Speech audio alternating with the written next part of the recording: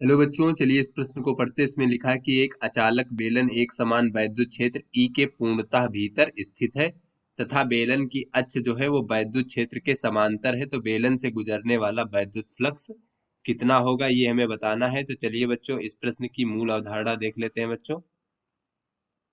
बच्चों इस प्रश्न की मूल अवधारणा में हम देख लेते हैं कि वैद्युत फ्लक्स किस प्रकार से हम ज्ञात करते हैं। वैद्युत फ्लक्स बच्चों यहाँ पर हम मान ले कि ये हमारा कोई वैद्युत क्षेत्र इस प्रकार से, बच्चों ई हमारा वैद्युत क्षेत्र है इस प्रकार से, और यहाँ पर बच्चों मान लीजिए ये हमारा कोई पृष्ठ है इस प्रकार से जिसका क्षेत्रफल ए है। तो इसका क्षेत्रफल सदिश इस प्रकार से हो जाएगा बच्चों, इस पृष्ठ के अभिलंबवत बाहर की ओर।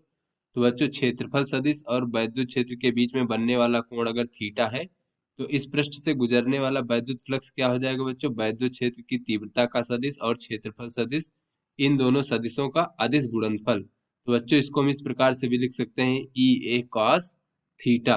तो चलिए बच्चों अपने प्रश्न को हल करते हैं। तो यहाँ पर कहा जा रहा है कि हमारे पास एक समान वैद्युत क्षेत्र है, तो यहाँ पर हम एक समान वैद्युत क्षेत्र इस प्रकार से बना लेते हैं बच्चों। तो ये हमारा ई एक समान वैद्युत क्षेत्र हो गया, और कहा जा रहा है कि इसके भीतर जो है एक बेलन रखा हुआ है। बच्चों पूर्णतः भीतर एक बेलन इस प्रकार से रखा हुआ है, इस प्रकार से रखा हुआ है कि इसका अक्ष जो है वो वैद्युत क्षेत्र के समांतर है।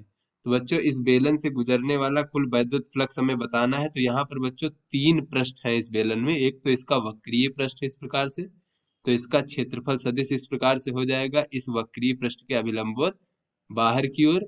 और बच्चों दो हमारे समतल पृष्ठ हैं, तो बच्चों समतल पृष्ठ इस प्रकार से हो जाएंगे बच्चों। एक हमारा ये पहला पृष्ठ मान लेते हैं, ये दूसरा पृष्ठ, तो बच्चों इसका सदिश a1 सदिश इस प्रकार से हो जाएगा, और इस पृष्ठ का क्षेत्रफल सदिश a2 सदिश इस प्रकार से हो जाएगा। तो यहाँ पे बच्चों ये तीनों पृष्ठों से गुजरने वाले वैद्युत फ्लक्स के योग के बराबर जो हो जाएगा इस बेलन से गुजरने वाला कुल वैद्युत फ्लक्स हमारा। तो बच्चों कुल वैद्युत फ्लक्स फाई ई बराबर हो जाएगा। और बच्चों जो वैद्युत क्षेत्र की तीव्रता ई का मान है वो तो बेलन के सभी बिंदुओं पर समान होगा, क्योंकि एक समान वैद्युत क्षेत्र है। तो ये हो जाएगा बच्चों ई ए वक्रीय, और बच्चों कास।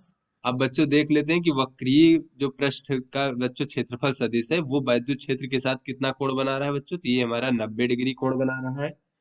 बच्चों ये हो जाएगा cos 90 डिग्री, फिर हो जाएगा ई ए वन कॉस थीटा वन मान लेते हैं बच्चों, और इसको ई ए टू कॉस थीटा टू मान लेते हैं। बच्चों ये cos 90 डिग्री का मान शून्य होता है, तो इस पद का मान शून्य हो जाएगा।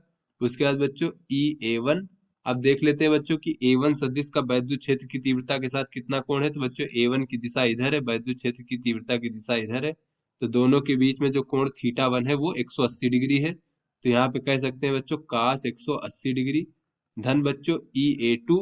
अब बच्चों ए टू सदिश का देख लेते हैं कि वैद्युत क्षेत्र की तीव्रता के साथ कितना कोण है। तो बच्चों ए टू सदिश की दिशा और वैद्युत क्षेत्र की तीव्रता की दिशा दोनों समान है, तो बच्चों थीटा टू का मान 0 डिग्री होगा, तो ये हो जाएगा cos 0 डिग्री। तो यहाँ से बच्चों हो जाएगा ये 0, और बच्चों ये cos 180 डिग्री का मान -1 होता है, तो ये हो जाएगा माइनस ई ए वन। और बच्चों 0 डिग्री का मान 1 होता है, तो ये हो जाएगा प्लस का ई ए टू। तो बच्चों यहाँ से अगर हम ई कॉमन ले लें तो ये हो जाएगा ए टू माइनस ए वन। अब यहाँ पर बच्चों अगर हम देखें तो ये बेलन में ये जो ए वन क्षेत्रफल है और ए टू क्षेत्रफल दोनों का मान समान होगा बच्चों, दोनों का परिमाण जो है वो समान होगा। तो बच्चों यहाँ पर ए टू माइनस ए वन का मान शून्य हो जाएगा, तो इसका मान हमें शून्य प्राप्त हो जाएगा। तो बच्चों ये बेलन से गुजरने वाला कुल वैद्युत फ्लक्स का मान जो है हमें शून्य प्राप्त हो गया। तो आशा करते हैं बच्चों ये आपको समझ में आ गया होगा। धन्यवाद।